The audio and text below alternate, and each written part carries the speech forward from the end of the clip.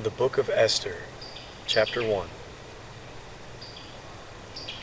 Now in the days of Ahasuerus, this is Ahasuerus who reigned from India even to Ethiopia, over 127 provinces.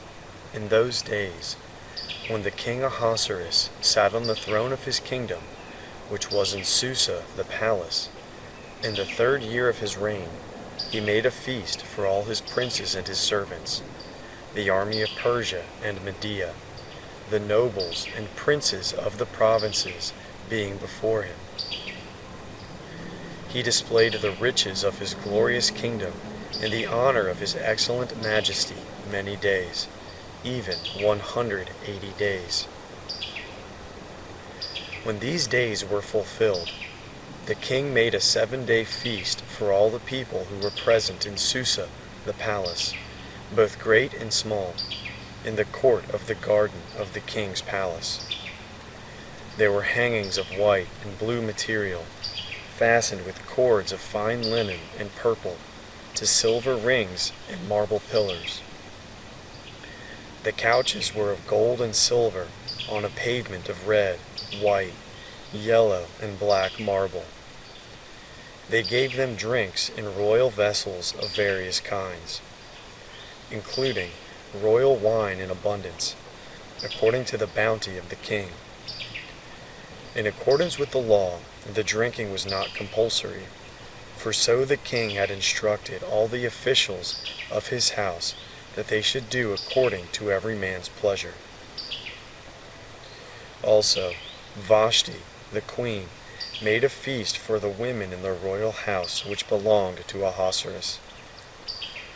On the 7th day, when the heart of the king was merry with wine, he commanded Mehuman, Biztha, Harbana, Bigtha, Abagtha, Zethar, and Carcass, the 7 eunuchs who served in the presence of Ahasuerus the king, to bring Vashti the queen before the king wearing the royal crown, to show the people and the princes her beauty, for she was beautiful. But the queen Vashti refused to come at the king's commandment by the eunuchs. Therefore the king was very angry, and his anger burned in him. Then the king said to the wise men, who knew the times, for it was the king's custom to consult those who knew law and judgment, and next to him were Karshena, Shethar, Admatha, Tarshish, Meres, Marsena, and Memucan, the 7 princes of Persia and Media, who saw the king's face and sat first in the kingdom. What shall we do to Queen Vashti according to law, because she has not done the bidding of the king Ahasuerus by the eunuchs?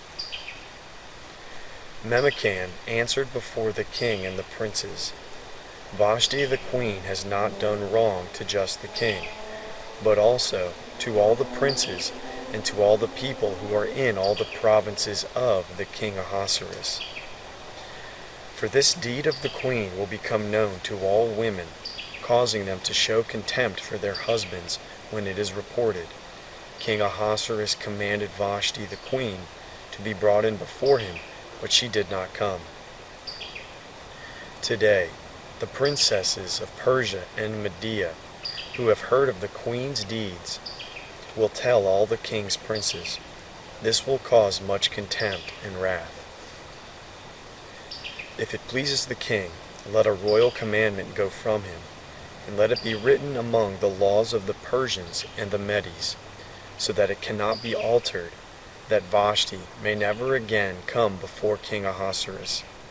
And let the king give her royal estate to another who is better than she. When the king's decree, which he shall make, is published throughout all his kingdom, for it is great, all the wives will give their husbands honor, both great and small. This advice pleased the king and the princes, and the king did according to the word of Memucan. For he sent letters into all the king's provinces, and to every province according to its writing, and to every people in their language, that every man should rule his own house, speaking in the language of his own people.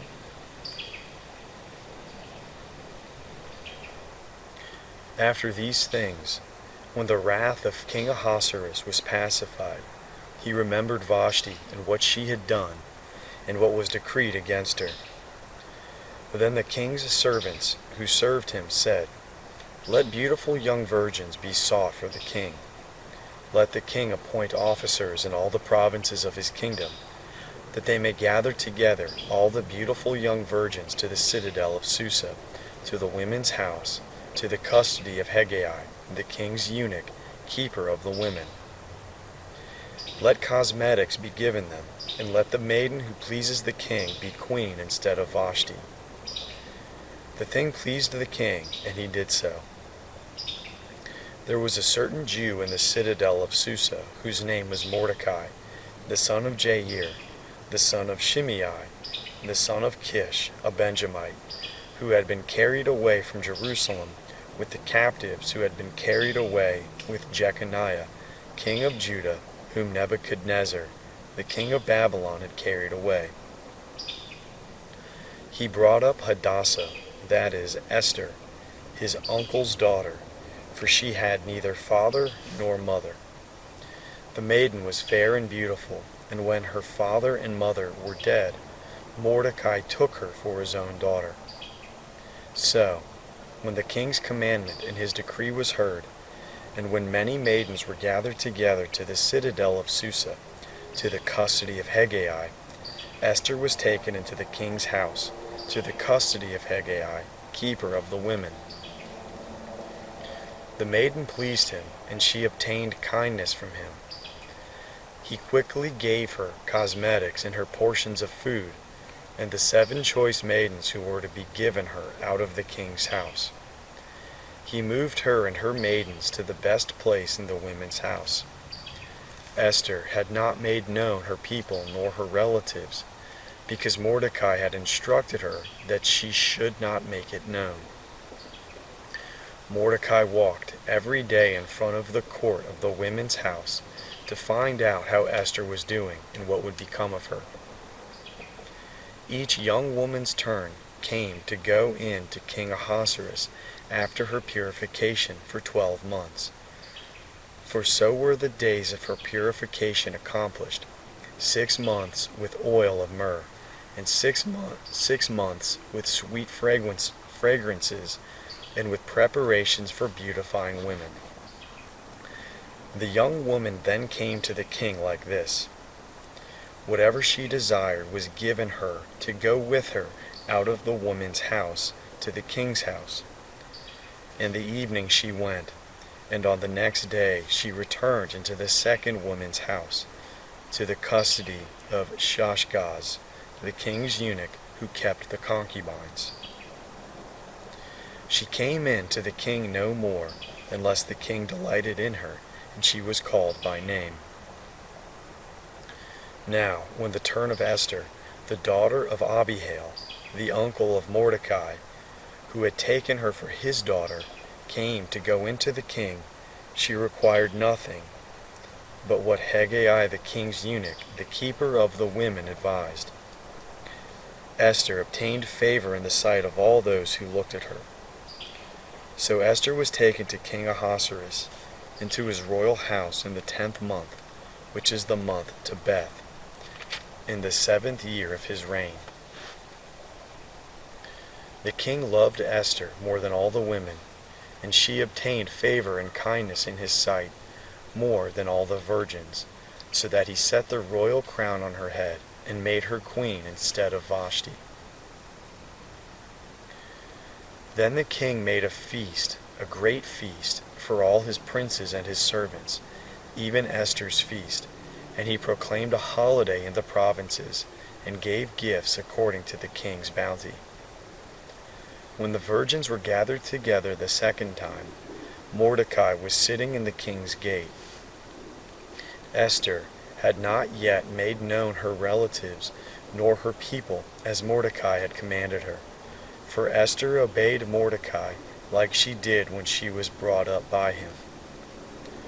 In those days, while Mordecai was sitting in the king's gate, two of the king's eunuchs, Bigthan and Teresh, who were doorkeepers, were angry and sought to lay hands on the king Ahasuerus. This thing became known to Mordecai, who informed Esther the queen.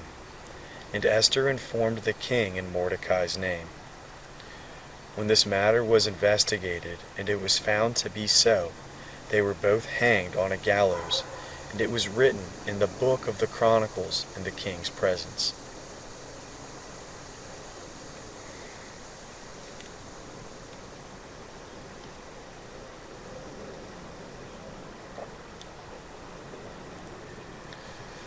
After these things, King Ahasuerus promoted Haman, the son of Hammedatha, the Agagite, and advanced him and set his seat above all the princes who were with him. All the king's servants who were in the king's gate bowed down and paid homage to Haman, for the king had so commanded concerning him. But Mordecai did not bow down or pay him homage. Then the king's servants who were in the king's gate said to Mordecai, "Why do you disobey the king's commandment?" Now it came to pass, when they spoke daily to him, and he did not listen to them, that they told Haman to see whether Mordecai's reason would stand, for he had told them that he was a Jew. When Haman saw that Mordecai did not bow down nor pay him homage, Haman was full of wrath, but he scorned the thought of laying hands on Mordecai alone, for they had made known to him Mordecai's people. Therefore Haman sought to destroy all the Jews who were throughout the whole kingdom of Ahasuerus, even Mordecai's people. In the first month, which is the month Nisan, in the 12th year of King Ahasuerus, they cast pur, that is, the lot, before Haman from day to day, and from month to month, and chose the 12th month, which is the month Adar. Haman said to King Ahasuerus, "There is a certain people scattered abroad and dispersed among the peoples in all the provinces of your kingdom, and their laws are different from other peoples. They do not keep the king's laws. Therefore, it is not for the king's profit to allow them to remain. If it pleases the king, let it be written that they be destroyed, and I will pay 10,000 talents of silver into the hands of those who are in charge of the king's business to bring it into the king's treasuries." The king took his ring from his hand and gave it to Haman, the son of Hammedatha, the Agagite, the Jews' enemy. The king said to Haman, "The silver is given to you, the people also, to do with them as it seems good to you." Then the king's scribes were called in on the first month, on the 13th day of the month, and all that Haman commanded was written to the king's local governors and to the provinces who were over every province. To the governors who were over every province, and to the princes of every people, to every province according to its writing, and to every people in their language. It was written in the name of King Ahasuerus, and it was sealed with the king's ring. Letters were sent by couriers into all the king's provinces, to destroy, to kill, and to cause to perish all Jews, both young and old, little children and women, in one day, even on the 13th day of the 12th month, which is the month Adar, and to plunder their possessions.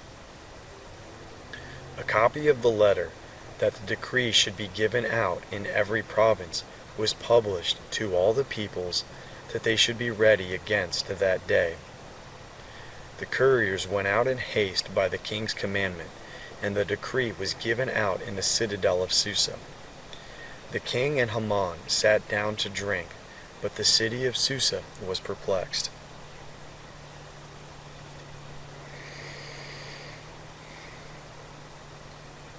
Now when Mordecai found out all that was done, Mordecai tore his clothes and put on sackcloth with ashes, and went out into the middle of the city, and wailed loudly and bitterly. He came even before the king's gate, for no one is allowed inside the king's gate clothed with sackcloth. In every province, wherever the king's commandment and his decree came, there was great mourning among the Jews, and fasting, and weeping, and wailing, and many lay in sackcloth and ashes. Esther's maidens and her eunuchs came and told her this, and the queen was exceedingly grieved. She sent clothing to Mordecai to replace his sackcloth, but he did not receive it. Then Esther called for Hatak, one of the king's eunuchs, whom he had appointed to attend her, and commanded him to go to Mordecai to find out what this was and why it was. So Hatak went out to Mordecai to the city square which was before the king's gate. Mordecai told him of all that had happened to him, and the exact sum of money that Haman had promised to pay to the king's treasuries for the destruction of the Jews. He also gave him the copy of the writing of the decree that was given out in Susa to destroy them, to show it to Esther, and to declare it to her, and to urge her to go in to the king, to make supplication to him, and to make request before him for her people. Hatak came and told Esther the words of Mordecai. Then Esther spoke to Hatak, and gave him a message to Mordecai. All the king's servants and the people of the king's provinces know that whoever, whether man or woman, comes to the king into the inner court without being called, there is one law for him, that he be put to death, except those to whom the king might hold out the golden scepter, that he may live. I have not been called to come to the king these 30 days. They told Esther's words to Mordecai. Then Mordecai asked them to return this answer to Esther. Do not think to yourself that you will escape in the king's house any more than all the Jews. For if you remain silent now, then relief and deliverance will come to the Jews from another place. But you and your father's house will perish. Who knows if you have not come to the kingdom for such a time as this? Then Esther asked them to answer Mordecai. Go, gather together all the Jews who are present in Susa, and fast for me, and neither eat nor drink 3 days, night or day. I and my maidens will also fast the same way. Then I will go in to the king, which is against the law, and if I perish, I perish. So Mordecai went his way, and did according to all that Esther had commanded him.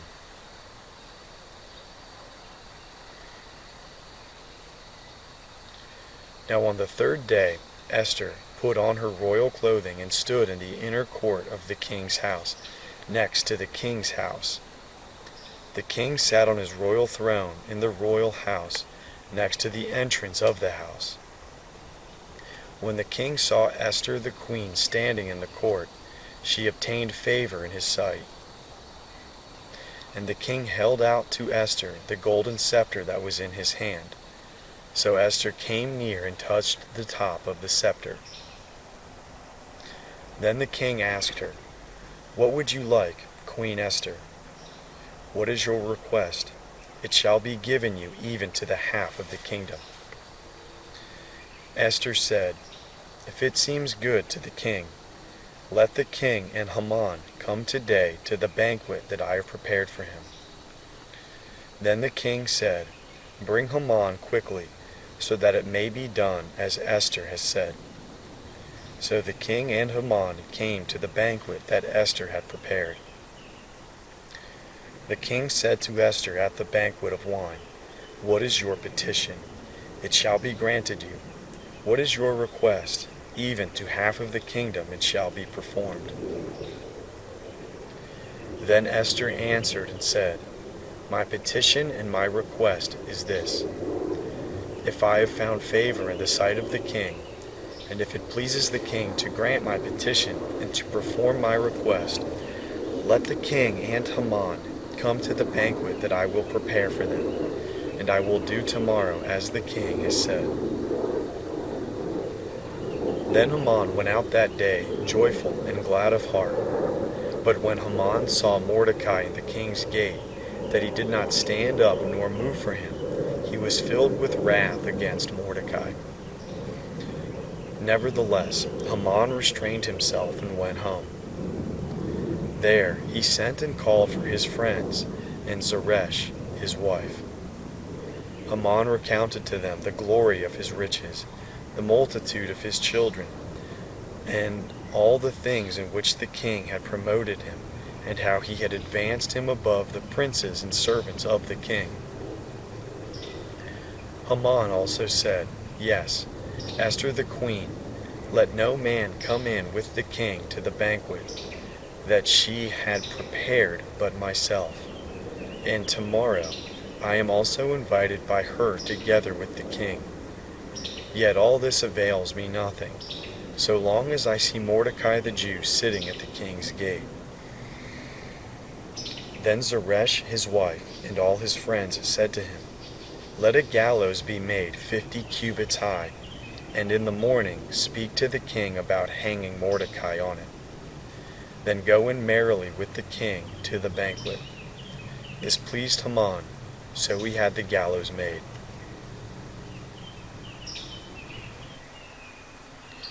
On that night the king could not sleep. He commanded the book of records of the Chronicles to be brought, and they were read to the king. It was found written that Mordecai had told of Bigthana and Teresh, two of the king's eunuchs, who were doorkeepers, who had tried to lay hands on the king Ahasuerus. The king said, What honor and dignity has been given to Mordecai for this? Then the king's servants who attended him said, Nothing has been done for him. The king said, Who is in the court? Now Haman had come into the outer court of the king's house to speak to the king about hanging Mordecai on the gallows that he had prepared for him. The king's servants said to him, Behold, Haman stands in the court. The king said, Let him come in. So Haman came in. The king said to him, What shall be done to the man whom the king delights to honor? Now Haman said in his heart, Who would the king delight to honor more than myself? Haman said to the king, For the man whom the king delights to honor, let royal clothing be brought which the king uses to wear, and the horse that the king rides on, and on the head of which a royal crown is set. Let the clothing and the horse be delivered to the hand of the one of the king's most noble princes, that they may array the man whom the king delights to honor with them, and let him ride on horseback through the city square, and proclaim before him, Thus it shall be done to the man whom the king delights to honor. Then the king said to Haman, Hurry, and take the clothing and the horse, as you have said, and do this for Mordecai the Jew, who sits at the king's gate. Let nothing fail of all that you have spoken. Then Haman took the clothing and the horse, and arrayed Mordecai, and had him ride through the city square, and proclaimed before him, Thus it shall be done to the man whom the king delights to honor. Mordecai came back to the king's gate, but Haman hurried to his house, mourning and having his head covered. Haman recounted to Zeresh his wife and all his friends everything that had happened to him. Then his wise men and Zeresh his wife said to him, If Mordecai, before whom you have begun to fall, is of Jewish descent, you will not prevail against him, but you will surely fall before him. While they were yet talking with him, the king's eunuchs came and hurried to bring Haman to the banquet that Esther had prepared.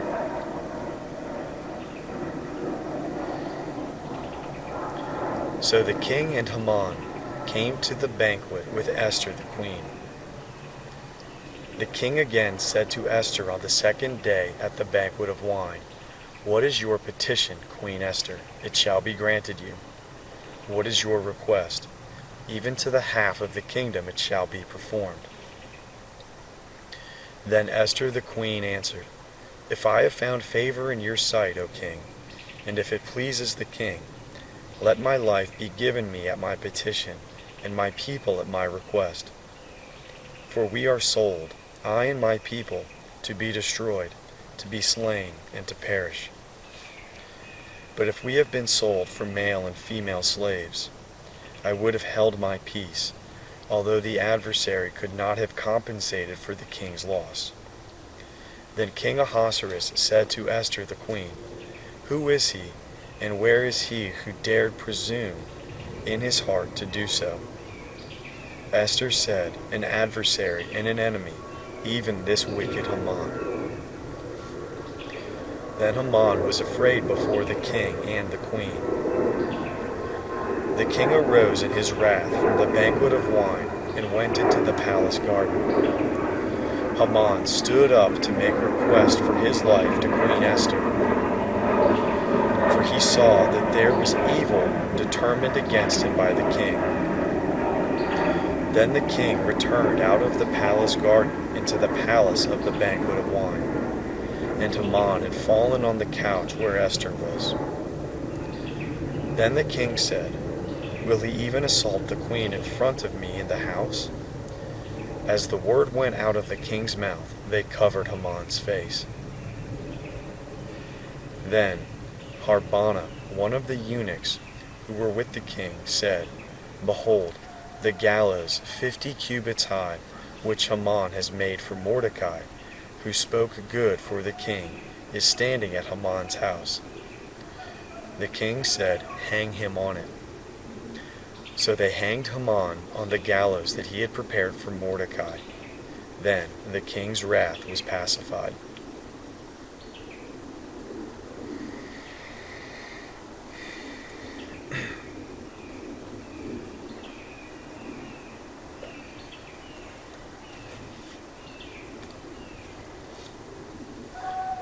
On that day, King Ahasuerus gave the house of Haman, the Jews' enemy, to Esther the queen.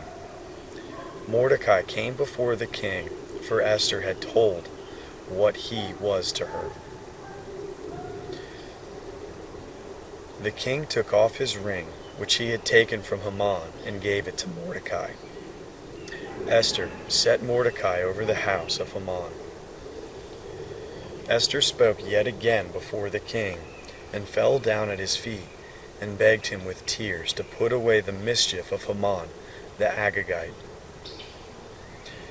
and his plan that he had planned against the Jews. Then the king held out to Esther the golden scepter. So Esther arose and stood before the king. She said, "If it pleases the king, and if I have found favor in his sight, and the thing seems right to the king, and I am pleasing in his eyes, let it be written to reverse the letters devised by Haman, the son of Hammedatha, the Agagite, which he wrote to destroy the Jews who were in all the king's provinces. For how can I endure to see the evil that would come to my people? How can I endure to see the destruction of my relatives?" Then King Ahasuerus said to Esther the queen and to Mordecai the Jew, "See, I have given Esther the house of Haman, and they have hanged him on the gallows because he had laid his hand on the Jews. Write also to the Jews as it pleases you in the king's name, and seal it with the king's ring. For the writing which is written in the king's name and sealed with the king's ring may not be reversed by any man." Then the king's scribes were called at that time, in the 3rd month, which is the month Sivan, on the 23rd day of the month, And it was written according to all that Mordecai commanded to the Jews and to the local governors, and the governors and princes of the provinces which are from India to Ethiopia, 127 provinces. To every province according to its writing, and to every people in their language, and to the Jews in their writing and in their language. He wrote in the name of King Ahasuerus, and sealed it with the king's ring, and sent letters by courier on horseback, riding on royal horses that were bred from swift steeds. In those letters the king granted the Jews who were in every city to gather themselves together and to defend their lives, to destroy, to kill, and to cause to perish all the power of the people and provinces that would assault them, their little ones and women, and to plunder their possessions, on one day in all the provinces of King Ahasuerus, on the 13th day of the 12th month, which is the month Adar. A copy of the letter that the decree should be given out in every province was published to all the peoples, that the Jews should be ready for that day to avenge themselves on their enemies. So the couriers who rode on royal horses went out, hastened, and pressed on by the king's commandment. The decree was given out in the citadel of Susa. Mordecai went out of the presence of the king in royal clothing of blue and white, and with a great crown of gold, and with a robe of fine linen and purple. And the city of Susa shouted and was glad. The Jews had light, gladness, joy, and honor. In every province and in every city, wherever the king's commandment and his decree came, the Jews had gladness, joy, a feast, and a holiday. Many from among the peoples of the land became Jews, for the fear of the Jews had fallen on them.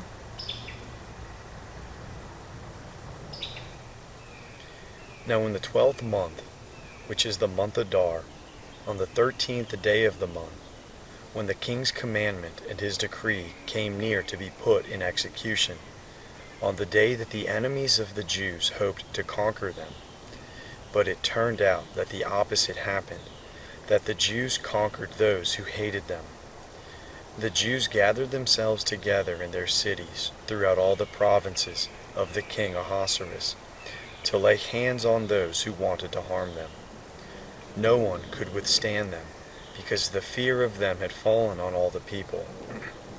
All the princes of the provinces, the local governors, the governors, and those who did the king's business helped the Jews, because the fear of Mordecai had fallen on them.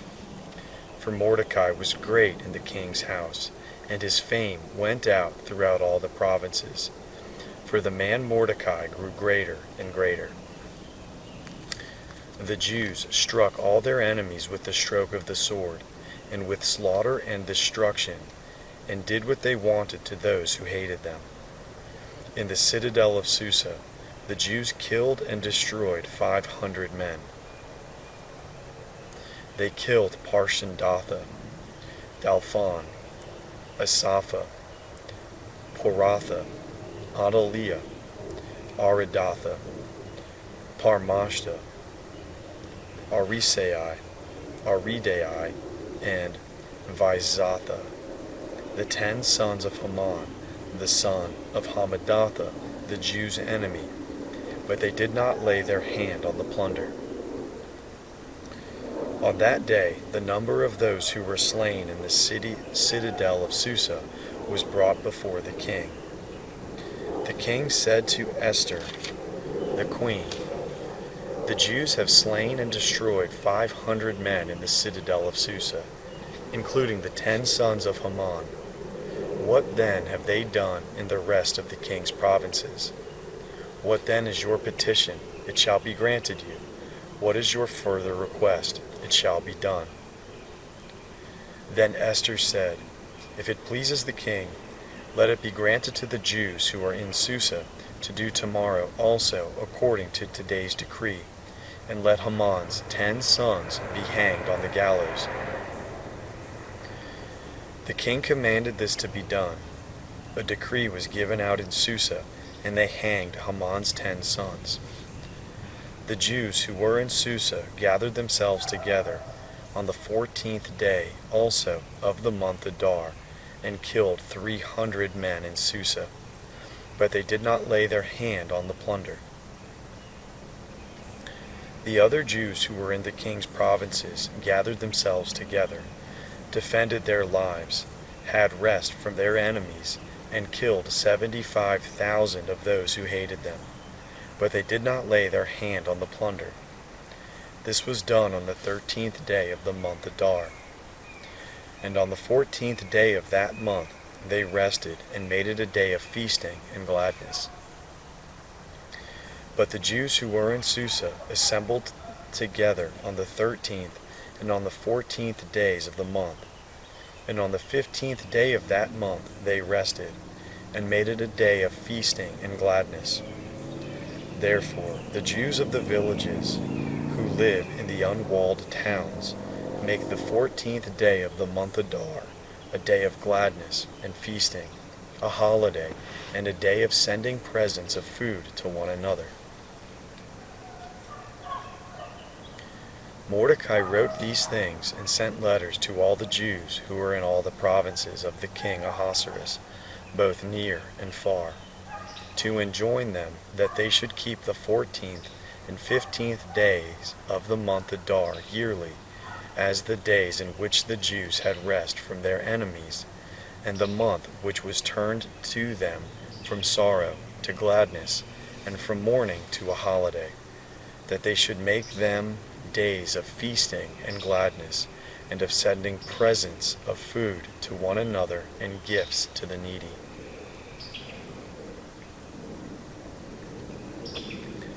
The Jews accepted the custom that they had begun, as Mordecai had written to them, because Haman, the son of Hammedatha, the Agagite, the enemy of all the Jews, had plotted against the Jews to destroy them, and had cast pur, that is, the lot, to consume them and to destroy them.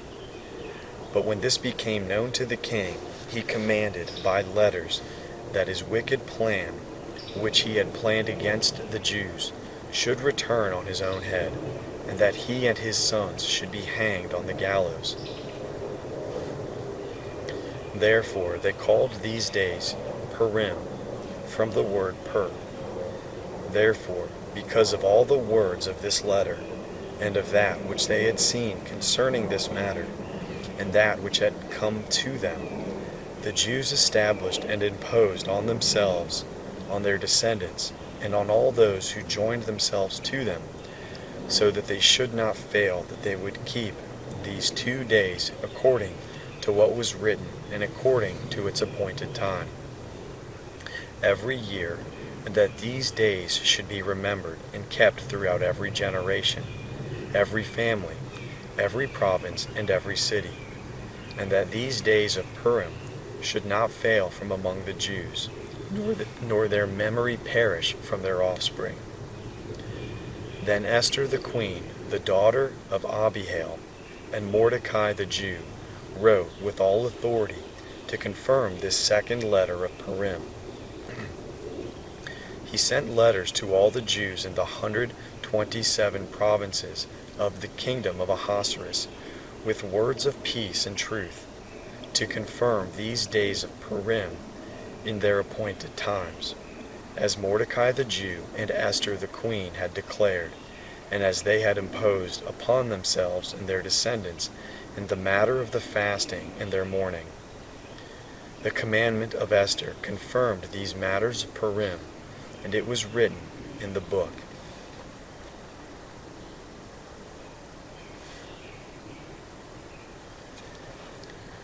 King Ahasuerus laid a tribute on the land and on the islands of the sea. Aren't all the acts of his power and of his might, and the full account of the greatness of Mordecai, to which the king advanced him, written in the book of the Chronicles of the kings of Media and Persia? For Mordecai the Jew was next to King Ahasuerus, and great among the Jews, and accepted by the multitude of his brothers, seeking the good of his people, and speaking peace to all his descendants.